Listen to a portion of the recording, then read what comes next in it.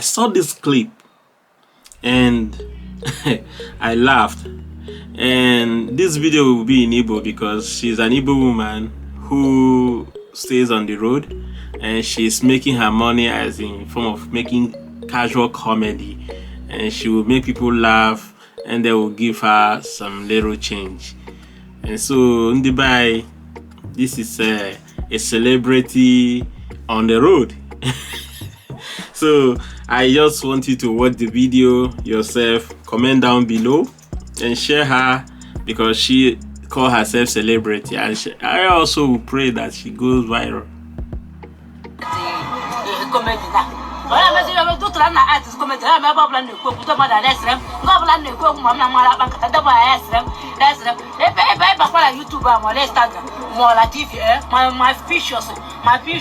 Picture, my damn has a picture, my picture this is here for my young artist. For the first, I can't get for the first.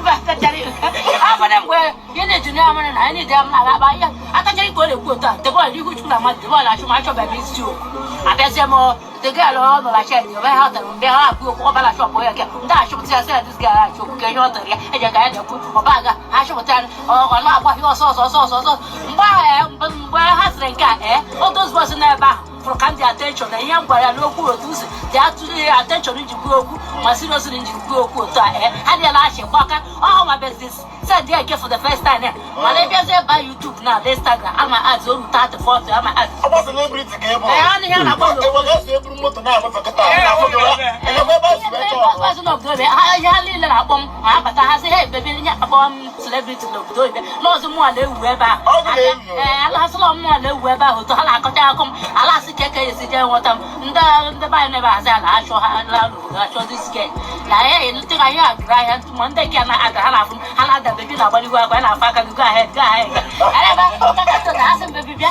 You is there with you, those was patrol 2003. And you about my like as them house and my mamma with them at the time. And shall make one boy on your body. I'll be granada for who go for up with you 4 or 5 times. Well, often them.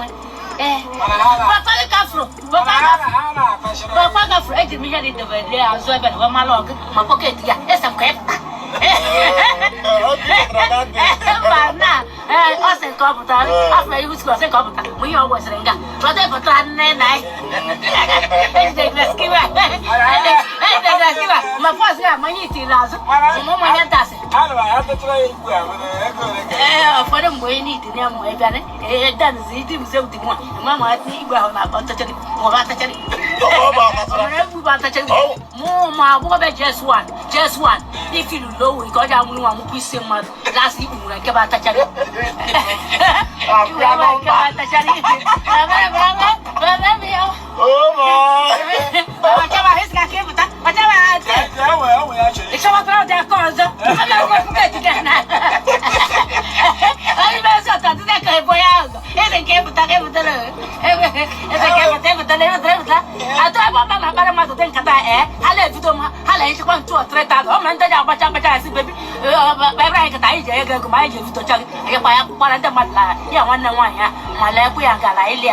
The drivers work over 200. It's not work. My name is hey, yeah, people got your more 2,000. But you don't want to 500. Hey, what a guy said. Hey, what that let's go.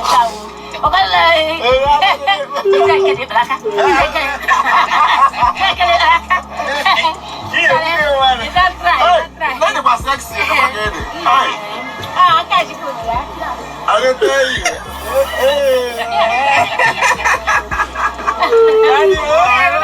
Ee, ndị be anyị ọ na-adị mma ọnọkọta ịchọ ihe ga-eme gị obi Paulina ifugonu nwanne anyị nwanyị ebe o si na-ericha nke nka like ya nnọọ dana ije na-eje na-akwụ n'ilo onye ga-eme gị nke a ma ọ na-achụ ego n'ike. At least ihe a bụ talent ka o nwere, asị m kwuo mmasị na onye a nwere talent. One day na ọ bụrụ na abụ ha na ojisi ike, ọ bụrụ na ọ ma ebe ọ na-eje otu a na o si na-aga viral, the film anyị na-eme akpọ ọhịa comedy, stand-up comedian, ọ pụta one day ọ anụcha ha the gift, o nwere gift. Otu nsi afụ this lady, o nwere gift nọ onye ga-anọchi ya maka Chineke mee ebere nọ ka ọ banye n'aka onye ga-help ya. This is my prayer for her. Ya ma na iso wee mụchara amụ, ọ na-adị good. Ọkwa na ọgwụ BP ọ bụrụ na mgbe ụfọdụ adịka na-ata serious too much, ọ nakatakwa ịchọ ife ga-eme gị mụchara obere amụ, especially ọ bụ sọsọ nke ndị ọcha ka ị ga na-amụrụ amụ fọ ọsọ nke ndị be anyị nke ụmụnne mụchara ya ka ọ dị mbọsị ọzọ. Bye.